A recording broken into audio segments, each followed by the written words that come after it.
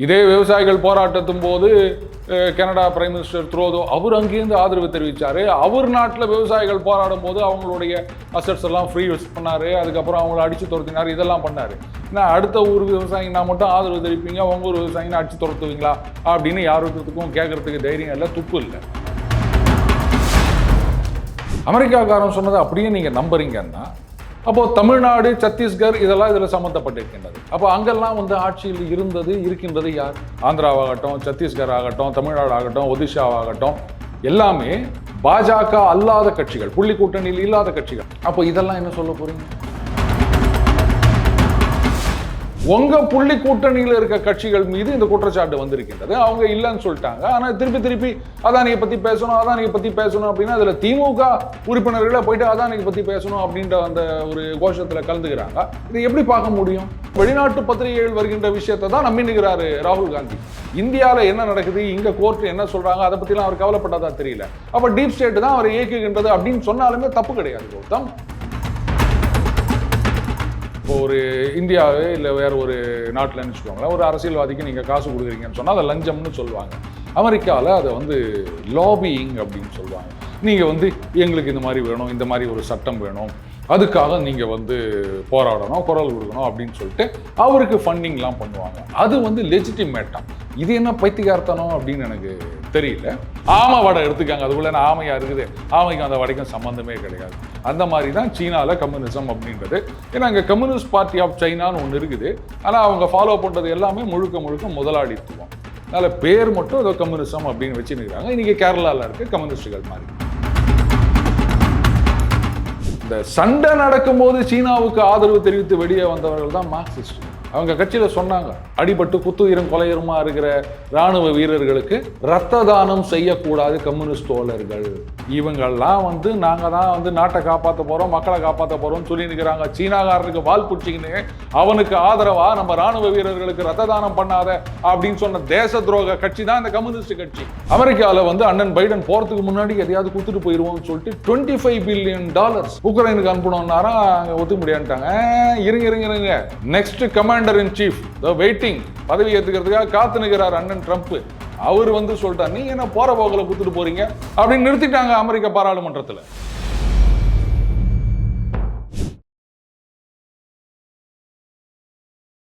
இளைய பாரத சொந்தங்களுக்கு வணக்கம். இன்றைய சிறப்பு விருந்த நம்ம கூட யார் இருக்குது பார்த்தீங்கன்னா, ஜியோ பாலிட்டிக்ஸின் சக்கரவர்த்தி நம்ம ஜாம்பவான் சார் தான் நம்ம கூட இருக்காரு. வணக்கம் சார். வணக்கம் கௌதம். இந்திய பார்லிமெண்ட்ல ராகுல் காந்தி பின்னாடி டீப் ஸ்டேட் இருக்குன்னு பார்லிமெண்ட்ல சொல்லிருக்காங்கன்னு எப்படி சார் பார்க்குறீங்க? இது இன்றைக்கு தான் பிஜேபி சொல்லியிருக்காங்க. ஆனால் பல காலங்களாக நாம் இதை சொல்லிட்டு வரோங்க. அதாவது நீங்கள் இதுக்கு முன்னாடி வரைக்கும் பார்த்தீங்கன்னா, பாராளுமன்றம் ஒவ்வொரு முறை கூடுவதற்கு முன்னாடியும் பெகசஸ் அப்படின்னு ஒன்று ஆரம்பிப்பாங்க. பார்த்தீங்களா, இது உளவு பார்க்கின்றது, இந்திய அரசாங்கம் எதிர்க்கட்சி தலைவர்களெல்லாம் குறி வைக்கின்றது அப்படின்னு சொல்லுவாங்க. இதுக்கேற்ற மாதிரி வெளிநாட்டில் ஏதாவது ஒரு பத்திரிகை, அமெரிக்காலேயோ ஃப்ரான்ஸ்லேயோ அவங்க ஏதாவது ஒரு ரிப்போர்ட்டை போடுவாங்க. உடனே அதை தூக்கி வச்சுன்னா அப்படி இப்படின்வாங்க. அதுக்கப்புறமா இது சம்மந்தமாக நிறைய விசாரணைனாங்க, இதுனாங்க கோர்ட்டுக்கெல்லாம் கூட போனாங்கன்னு நினைக்கிறேன். ஆனால் அதில் ஒன்றும் இல்லை அப்படின்னு ஆகிப்போச்சுங்க. அதுக்கப்புறமா பார்த்தீங்கன்னா அந்த அதானி ஹிண்டன்பர்க் அப்படின்னு ஆரம்பிப்பாங்க. இதுதான் இப்போ ட்ரெண்டிங்காக போய் நிற்குது. இது எதுவுமே இல்லை, அதுவும் பாராளுமன்றம் கூடாத நேரங்கள் அப்படின்னு சொன்னால் உடனே விவசாயிகள் ஒரு பிரச்சனை அப்படின்னு ஒன்று ஆரம்பிப்பாங்க. இதுதான் தொடர்ந்து நடைபெற்று கொண்டிருக்கின்றது. இதே விவசாயிகள் போராட்டத்தின் போது கனடா பிரைம் மினிஸ்டர் த்ரோதோ அவர் அங்கேருந்து ஆதரவு தெரிவித்தார். அவர் நாட்டில் விவசாயிகள் போராடும் போது அவங்களுடைய அசட்ஸ் எல்லாம் ஃப்ரீ யூஸ் பண்ணார். அதுக்கப்புறம் அவங்கள அடித்து துரத்தினார். இதெல்லாம் பண்ணார். ஏன்னா அடுத்த ஊர் விவசாயினா மட்டும் ஆதரவு தெரிவிப்பீங்க, உங்கள் ஊர் விவசாயினா அடித்து துரத்துவீங்களா அப்படின்னு யாருக்கும் கேட்கறதுக்கு தைரியம் இல்லை, துப்பு இல்லை. அடுத்தது இன்றைக்கி இப்போ அந்த அதானி அந்த 4 மாநிலங்கள், தமிழ்நாடு, ஒடிஷா, அதுக்கப்புறம் அந்த ஆந்திரா, அப்புறம் சத்தீஸ்கர், அப்புறம் ஜம்மு காஷ்மீரும் சொல்லியிருக்காங்க. இங்கே கிட்டத்தட்ட $250 மில்லியன் அவர் லஞ்சமாக அந்த கான்ட்ராக்டுக்காக அப்படின்னு அந்த டிஓஜேல ஒரு இது ஃபைல் பண்ணியிருக்காங்க. சரி, இப்போ கேள்வி என்னென்னா, அமெரிக்காக்காரன் சொன்னதை அப்படியே நீங்கள் நம்புறீங்கன்னா அப்போது தமிழ்நாடு, சத்தீஸ்கர் இதெல்லாம் இதில் சம்மந்தப்பட்டிருக்கின்றது. அப்போ அங்கெல்லாம் ஆட்சியில் இருக்கின்றது யார்? இந்த ஒப்பந்தங்கள் கையெழுத்தாகும் போது இங்கே அந்த குறிப்பிட்ட மாநிலங்கள் ஆட்சியில் இருந்தது யார்? ஆந்திராவாகட்டும், சத்தீஸ்கர் ஆகட்டும், தமிழ்நாடு ஆகட்டும், ஒடிஷாவாகட்டும், எல்லாமே பாஜக அல்லாத கட்சிகள், புள்ளி கூட்டணியில் இல்லாத கட்சிகள், ஆந்திராவில் ஒய்எஸ்ஆர் காங்கிரஸ், அதுக்கப்புறம் தமிழகத்தில் திமுக, ஒடிஷாவில் பிஜு பட்நாயக், சத்தீஸ்கரில் காங்கிரஸ், ஜம்மு அண்ட் காஷ்மீரில் மட்டும் மத்திய ஆட்சி இருந்தது. அப்போ இதெல்லாம் என்ன சொல்ல போறீங்க? இதில் வந்து பார்த்தீங்களா, நாங்கள் வந்து நேரடியாக எந்த ஒப்பந்தமும் செய்து கொள்ளவில்லை, அந்த solar energy corporation of India அவங்களோட தான் நான் அக்ரிமெண்ட் போட்டுக்கணும் அப்படின்னு சொன்னால், அப்போ அந்த குற்றச்சாட்டு ஸ்பெசிஃபிக்காக இந்த 4+1 இந்த 5 மாநிலங்கள்னு சொல்லியிருக்கக்கூடாது, ஒட்டுமொத்தமாக அதிகாரிகளுக்கு லஞ்சம் கொடுத்தது அப்படின்னு சொல்லி இருந்தா அப்போ இவங்களுடைய ஆர்குமெண்ட் செல்லும்.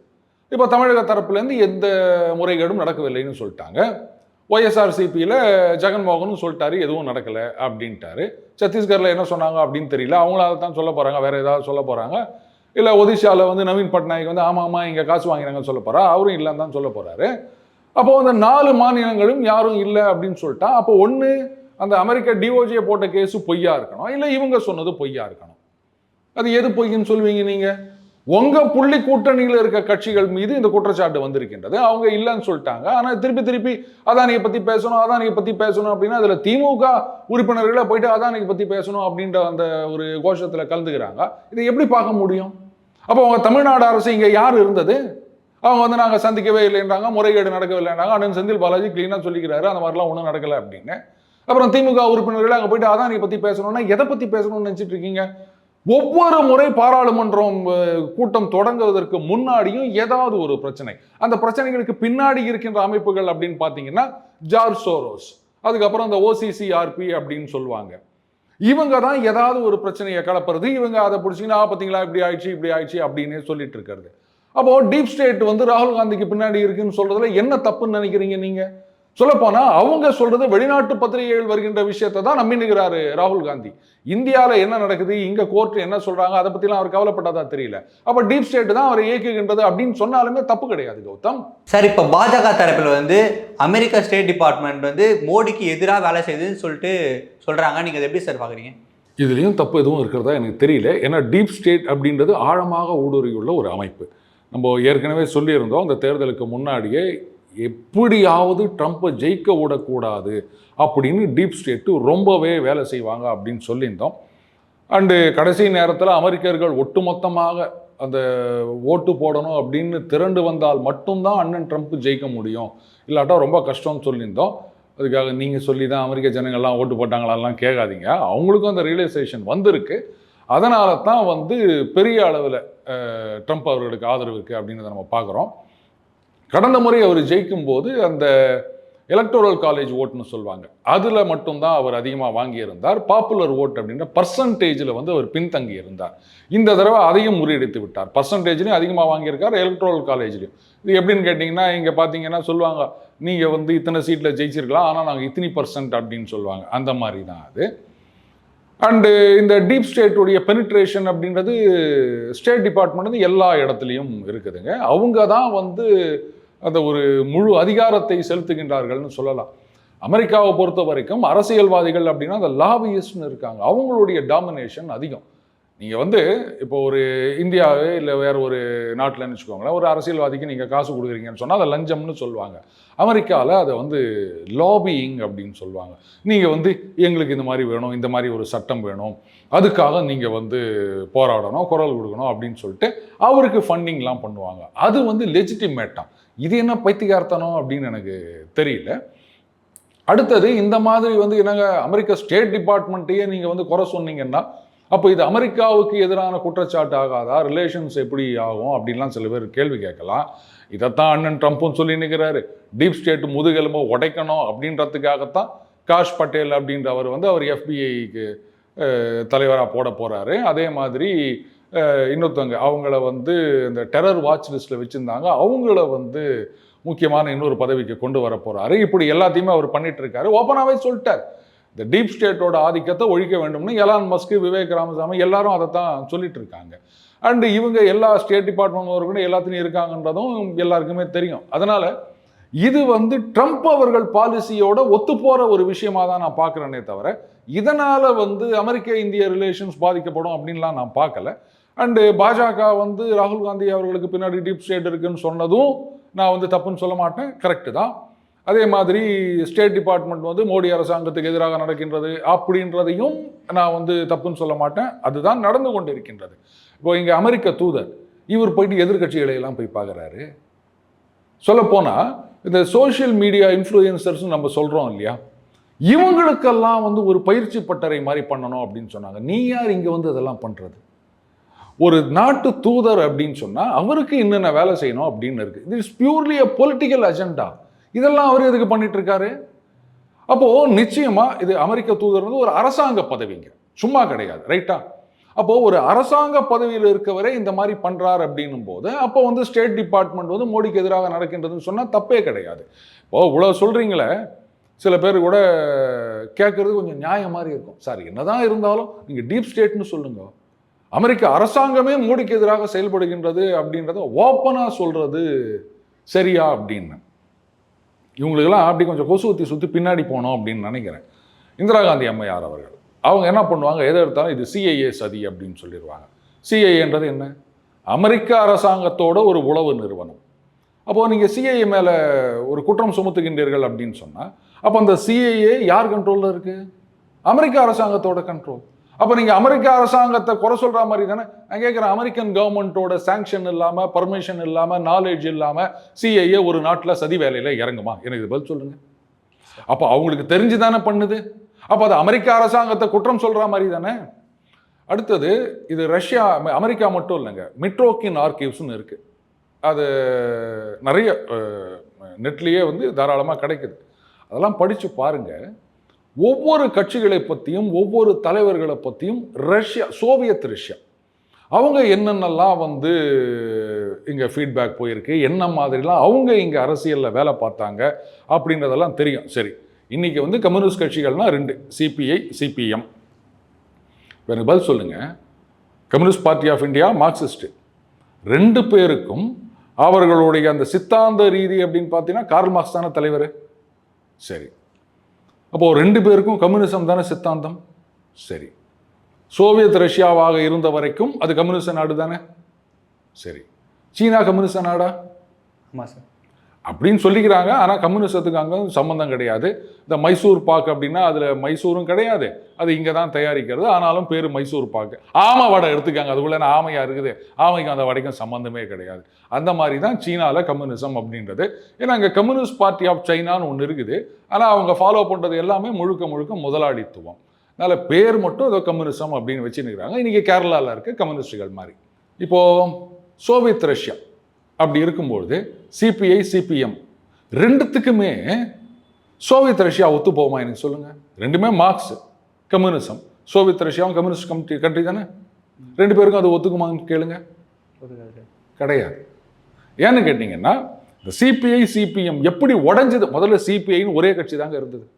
அது எப்படி உடஞ்சதுன்றதை இன்னைக்கு இருக்கிற டோலர்ஸ் கிட்ட கேளுங்க, இல்லை நீங்கள் வந்து தேடி படித்து தெரிஞ்சுக்கங்க. அப்போ தெரியும். ரஷ்யா, சோவியத் ரஷ்யா ஆதரவு, சீனா ஆதரவு அப்படின்னு 2 நிலைப்பாடாக இருந்து விட்டது. அதுலேயும் அந்த சண்டை நடக்கும்போது சீனாவுக்கு ஆதரவு தெரிவித்து வெளியே வந்தவர்கள் தான் மார்க்சிஸ்டுகள்.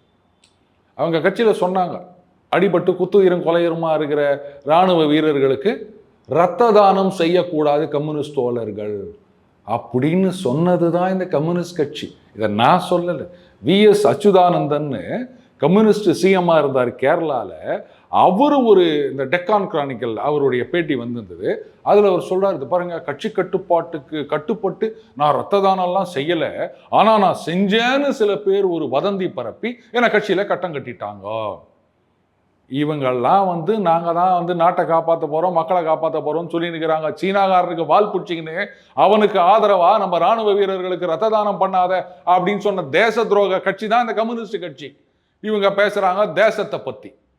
அந்த மிட்ரோக்கின் பேப்பர்ஸ் ஆர்கிவ்ஸ் படித்து பாருங்கள். அதெல்லாம் பார்க்கும்போது ஒரு காலகட்டத்தில் இந்த 2 super powers, America, Soviet Russia, 2ம் நம்மளை எப்படியெல்லாம் வந்து வச்சு விளையாடினாங்க அப்படின்றது நமக்கு புரியும். ஆனால் இன்றைக்கு எஸ்பெஷலி மோடி அவர்கள் பதவிக்கு வந்த பிறகுதான் இதெல்லாம் தடைபட்டிருக்கின்றது அப்படின்னு நான் சொல்லுவேன்.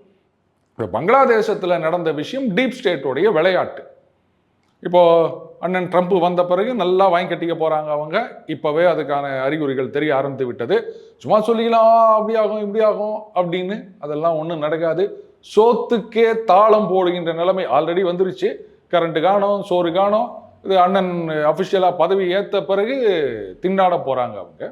இதில் வந்து நாங்கள் இந்தியாவுக்கு எதிராக ஒன்றுபட வேண்டும் இப்படின்னு வேற சொல்லி நிற்கிறாரு யூனுஸ். சரி நீங்கள் ஒன்றுபடுங்க, என்னதான் ஆகுது அப்படின்றத நம்ம பார்க்கலாம்.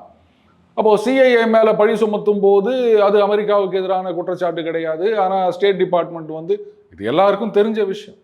இதை சொன்னால் இது வந்து ஒரு தப்புன்னு சொல்லுவீங்களா நீங்கள்? இந்த ட்ரம்ப் வரணும், அதுக்கப்புறம் இந்த டீப் ஸ்டேட் முதுகெலும்பை உடைக்க போகின்றார். ஆனால் அதுக்கும் அவருக்கு ஏராளமான முட்டுக்கட்டைகள் போடுவாங்க, அதில் எந்த சந்தேகமும் கிடையாது. ஏன்னா டீப் ஸ்டேட்டுக்கு வந்து ட்ரம்ப் அவர்கள் பதவிக்கு வந்தாச்சுன்னா நம்மளை உண்டு இல்லைன்னு ஆக்கிடுவார்னது நல்லா தெரியும். ஒரு இன்ஃப்ளூயன்ஸை வளர்த்துக்கிறது, ஒரு அரசாங்கத்தோட எல்லா டிபார்ட்மெண்ட்லேயும் ஊடுருவுவது அப்படின்றது வந்து பெயின்ஸ் டேக்கிங் ஜாப்னு சொல்லுவாங்க. ரொம்ப வருஷங்கள் பொறுமையாக பண்ண வேண்டிய விஷயம். ஆனால் அதையெல்லாம் உடைக்கிறது சுலபமாக உடைச்சிடலாம். மறுபடியும் நீங்கள் அந்த மாதிரி பண்ணுறீங்கன்னா ரொம்ப கஷ்டம். ஸோ அதை தடுத்து நிறுத்துறதுக்கு டீப் ஸ்டேட்டு என்ன வேலைக்கு எந்த எண்டுக்கு ஒன்றா போவாங்க, அதில் சந்தேகமே கிடையாது. அதையெல்லாம் முறியடிக்க வேண்டும். நல்ல காலத்துக்கு டிஓஜியில் எலான் மஸ்கை போட்டுக்கிறாங்க, அவர் விவேக்கை போட்டுக்கிறாங்க. அவங்களுக்கு இந்த சதியெல்லாம் நல்லாவே தெரியும். இருந்தாலும் புதுசாக பிரச்சனைகள் வரலாம் அமெரிக்காவில். ஸோ எதை விட்டுட்டு இதையே அந்த பிரச்சனையை கவனிக்கிறதுக்கு ட்ரம்ப்போட நேரம் சரியாகணும் அப்படின்ற அளவுக்கு கொண்டு போவாங்க. அதையெல்லாம் ட்ரம்ப் முறியடிக்க வேண்டும். அண்ட் இங்கே நமக்கு மக்களுக்கு புரிதல் வேண்டும். எப்படிங்க அமெரிக்காக்காரன் ஒருத்தன் சொல்லிட்டான்னா அதை பிடிச்சி நாடினீங்களே, நமக்கு சொந்தமாக மூளை கிடையாதா? இதே அமெரிக்காக்காரன் தான் ஒரு கார்ட்டூன் போடுறான். அந்த என்னது ஸ்பேஸ் கிளப்பில் வந்து இந்தியா நாம் வந்து ராக்கெட் விடணும், சேட்டலைட் விடணும் அப்படின்னும் போது ஒரு மாட்டை கையில் பிடிச்சின்னு நானும் உள்ளே வரலாமா அப்படின்னு கேட்குற மாதிரி டெராகட்ரியாக ஒரு கார்ட்டூன் போட்டான். அப்புறம் அமெரிக்காக்காரனை தூக்கி பிடிச்சின்னு ஆடுறீங்க நீங்கள், அவனை தூக்கி போட்டு மிதிக்கணும். அதான் நம்ம செய்ய வேண்டியது. அதை விட்டுட்டு அவன் சொன்னால் நீங்கள் ஆடி இருந்தீங்கன்னா அப்புறம் நீங்கள் வந்து டீப் ஸ்டேட்டு தான் அவங்களை இயக்கி வைக்கிறாங்க அப்படின்னு சொன்னால் என்ன தப்பு இதில்?